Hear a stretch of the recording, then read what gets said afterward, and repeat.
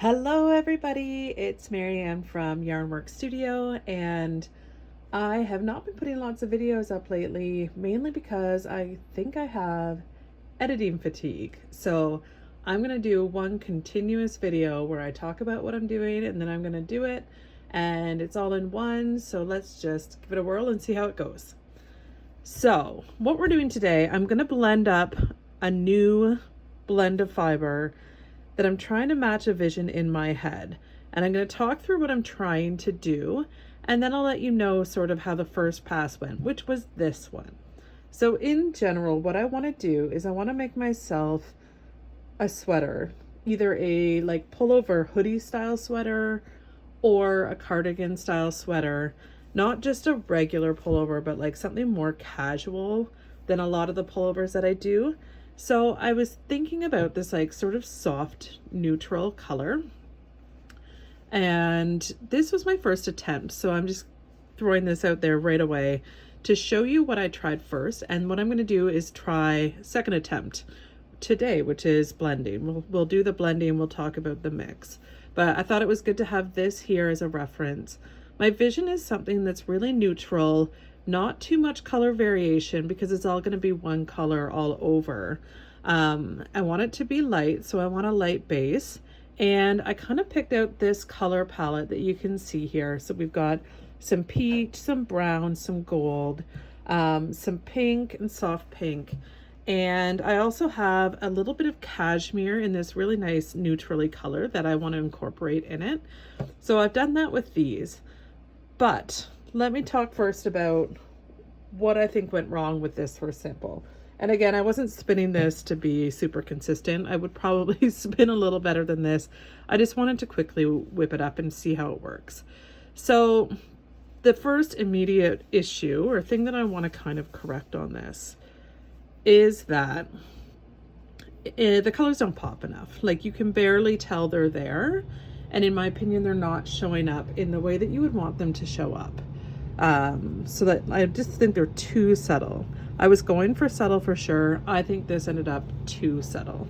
It also feels a little bit scratchy, which I don't mind a little bit of rusticness, but I think the base that I chose, which is this roving here, and I'll talk about it in a second, I think it's just not the right base for what I'm looking for. So the first thing that I'm going to switch and do differently is I'm going to switch out the base color. And I don't have a lot of neutrally options in my stash, but I do have one that we'll look at. The second thing is I'm going to definitely pump in more color. So when I originally did this blend, which I didn't film, but it basically was 20 grams of this base, and then I did a very small amount of these and cashmere all over. And then I spun it just as a standard sort of 2-ply. I did a Andean ply, or what I call a turkey claw ply, a bracelet ply, so from like the center ball. So those are the two things I'm gonna probably switch up. This base that I have is really covered in vegetable matter. So I got this whole thing. It's a whole pound of roving from Revolution Wool Company. Here you go. And it was only $30 Canadian for a whole pound. So that's why I grabbed it. I'm like, oh, this is fun for trying things out and learning how to do different processing techniques and things. But it is a lot more, I think, vegetable matter-y. This is what we call vegetable matter. It's a fancy word for dirt, than I thought it would be. So this, it just didn't work up the way I wanted to on my blending board and into the finished yarn. It doesn't feel as bouncy as it does a little bit scratchy. So this one's out. So for my next attempt, not that it's not great, I'm gonna pull in this, which I think I have enough for at least, yeah, a sweater, I would say. So this is merino wool, and it's in a color called sand. So it already has sort of that neutrally vibe I'm looking for. And I believe I have enough. So that's good. That's the other thing that's an important factor here. I'm gonna try this one next. And again, with my mix in colors, the goal is to kind of pull it together. I keep kind of calling it like coffee house colors. I don't know why, but just some really soft, warm colors. Like, these are all warm colors. and trying to keep it nice and warm. I believe this has a warm tone, which is good. And then with the cashmere, again, I don't know if I need it, but I think it's fun to kind of add it in and see how it affects the final finished yarn. So that's what I'm going to do. I'm going to try blending this up. Again, I'm not going to edit this or anything, so I'll do another video following up with the outcome of it, and we'll see. I need to change the batteries in my little scale here, but what I'm going to do is I'm going to grab 20 grams of this roughly. Again, this is a nice soft merino wool. All right, how did I do on 20 there? I'm not too fussed on it. 1840. Beautiful. Well, you can't see it. Oh, when I pick it up, it changes it. So I'm going to use that, and then I'm going to use little bits. How much do I have already set aside of the little bits? 2.5 grams. I might want a little bit more, and then I want to use about 1 gram, I would say, of this cashmere.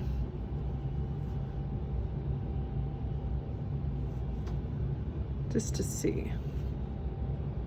So I'm not putting too much cashmere in. Okay, and then I think I'm gonna get just a little bit more. I've got lots of the brown. I'm gonna get a little more of the gold. And again, these little colored mix-ins are corriedale.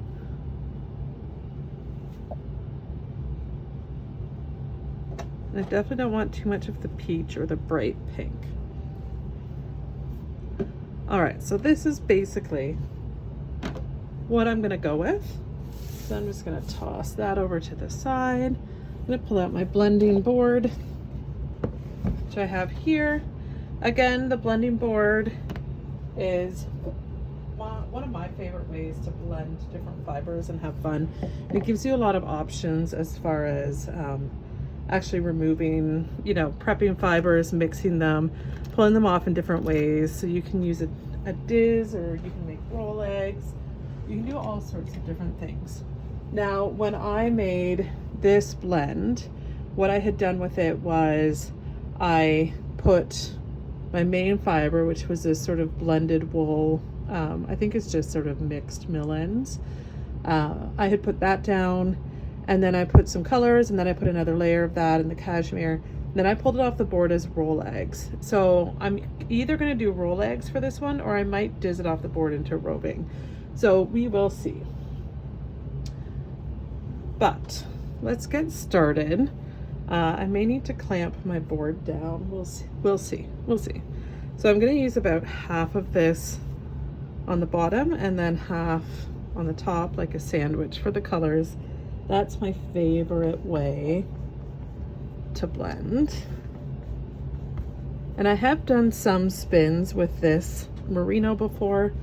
It's bouncy, but it wasn't very lofty, which is why I'm thinking I might pull it off the board with a diz and see if I can do a little more woolen spun, using long draw on my wheel, just to see if I can get it to bounce a little bit more. There's so many considerations when you're sort of creating a blend. You really got to make sure you have lots of fiber that you can use to sample, because when I made my hand spun holiday sweater, which I did in December, I don't have a video on it on YouTube, but I do have a lot of TikToks and stuff on it. It took me a ton of samples and swatching to figure out what I wanted before I was able to actually start making it. Okay, so there's my base layer. Next, I'm going to put down the cashmere. So again, I have about 1 ounce. And all I was going to do was just kind of spread it out. And literally, so fuzzy. I'm just trying to kind of put it all over. It will add a little bit of depth to that color. Super low contrast to the sand color, but add a little bit of depth and maybe a little bit of softness. Who knows? I don't really usually blend with cashmere, so I'm just making it up as I go. I'm gonna pack it in. See, not clamping my board down makes it kind of jiggle around. I'm not in my normal spot just because the light was better over here. Okay, and now I'm gonna incorporate the colors. And what I did last time was I did vertical stripes, which worked well because I pulled them off as rolags. I don't want the finished yarn to have like big long sections of color. I want it more nuanced than that, so I think I'm gonna stick with a similar, you know what, I'm doing a really light, again, this is what I did last time, so you can see this tiny little thin stripe, and when you do rolags, you're pulling it off the board like this, so the actual stripe section is quite thin, and then you spin from one side to the other. When you pull it off with a diz, you're going like this in a zigzag, and again you're pulling off little bits at a time, so the stripes stay quite thin, and then how you apply it will also impact how it looks in the finished yarn. There's no shortage of options, which is one of the challenges, I would say, with creating your own blend, because there's different ways to different fiber mixes, and then there's also different ways to prep, ways to pull it off of your prep method, ways to spin it, ways to apply it. So I'm doing quite a bit of brown just because, remember, my first one that I did, I didn't feel like I had enough variation in the color. So I'm going to put a lot more actual color on the board this time and see how it goes. Maybe I'll put my other one here for reference, if that helps. All right, and then I'm going to put some of the gold in. I'm probably not going to put all this gold in, but to me, when you're adding gold into almost any mix, it just adds this beautiful dimension. This is giving like coffee and, you know, caramel ribbon type vibes. You can see the really soft parts down here. Again, since I'm still just sampling, there's no rhyme or reason to this. I'll figure out later how I'd want to do it in bulk. Okay, so there's a couple of the colors, and those are the sort of the most impactful colors as far as the contrast goes. Go up just a little bit so you can see this bottom part is just the most beautiful. Okay, now I'm going to put in, this one almost feels like there's almost no point. Just a little bit of lightness, but I'm going to use it like a highlighter. So like pretend we're doing makeup on a face. I'm going to highlight just one or two sections like that, and then I'm going to use the peach kind of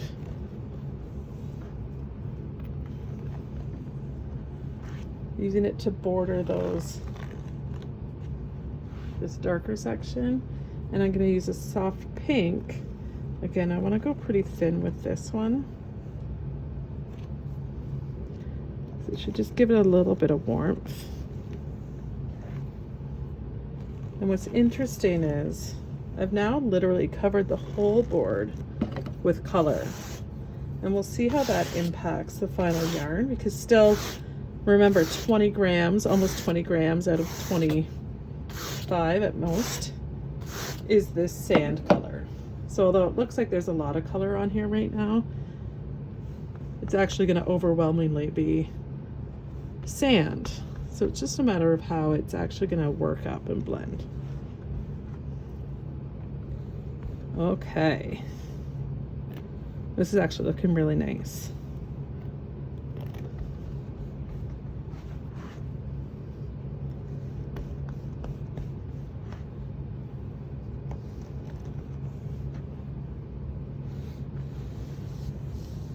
I like to do it so that it's like a sandwich and got the colors on the inside. I don't have to, that's just how I tend to do it. Base layer, interesting layer. Obviously it'd be different if I was going for more stripes or something like that.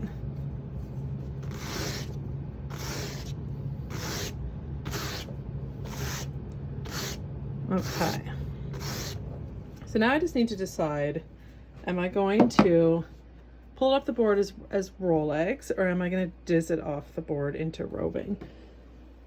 It's just a matter of how much do I want to change. So I've changed the base.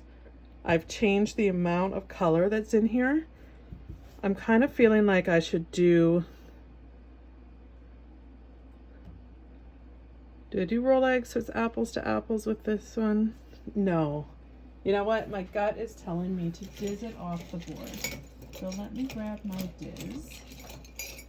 And for people who don't know what this means, I may have to go and get a clamp to clamp down the board, but this is a diz. So it's just any little round item with little circles on it that you can hold on to. And usually it has a little bit of a concave shape. And then this is just a threader. So the diz is a little different from rolags, because rolags take stripes like this off. This is going to go in a zigzag pattern. I'm going to put my threader through my diz, and then I'm going to just thread just in this corner. Let me move up some and thread it through. What happens with the diz, I'm going to go all the way up, is you draft, you pull and slide, and then as you go, you just start pulling more of an angle over to the one side, and it's taking all these strands that we've just blended and it's turning it into a one long continuous kind of roving. Now I see lots and lots of videos about different prep styles, and I would call this a semi-woolen prep because I use some comb top, which is where all the fibers are aligned. So most of what I used in this prep was combed top, but I use it on a blending board, and I'm going to pull it off as roving, which might give it some woolen properties. And like the difference really is, as far as I can understand it, the difference is in how much air is allowed into the wool as you're spinning it. So if you want it to be airy and lofty versus smooth and super consistent, these are just, again, more choices that we can make.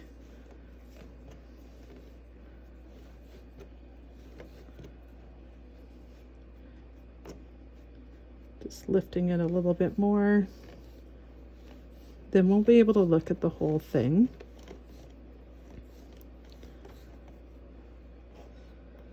It's definitely more neutral or more colored than the first batch I did by a lot. But is it going to be too much? We'll have to see.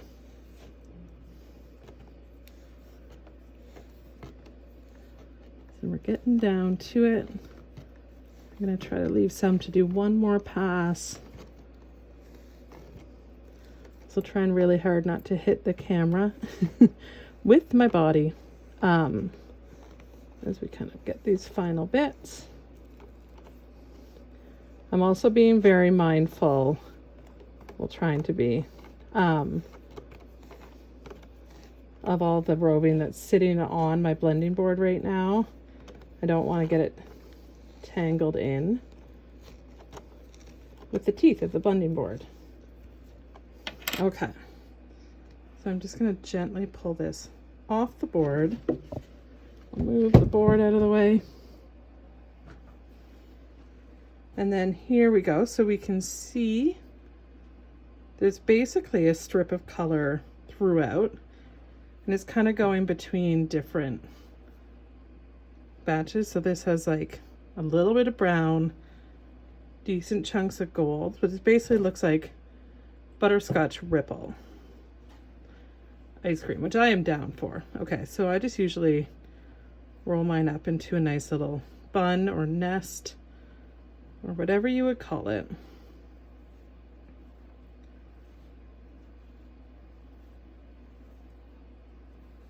And again, this would make one mini skein. So this is around 25 grams. And I'm just gonna twist this up so you can be reminded how much yarn a mini is. Roughly, I should have.